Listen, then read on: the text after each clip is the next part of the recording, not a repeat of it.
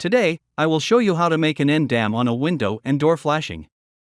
Please don't forget to like this video, share it, and subscribe to our channel. Thank you.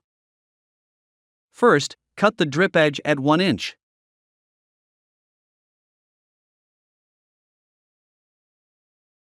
And then cut it off.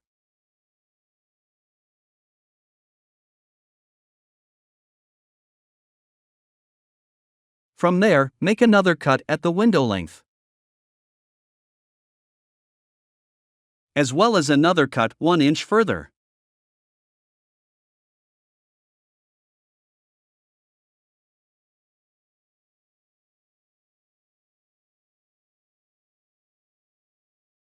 Cut the second piece of drip edge off.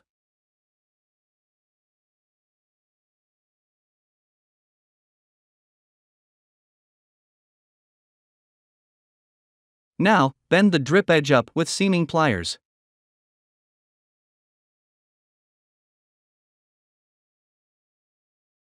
And squeeze the sides to flatten them.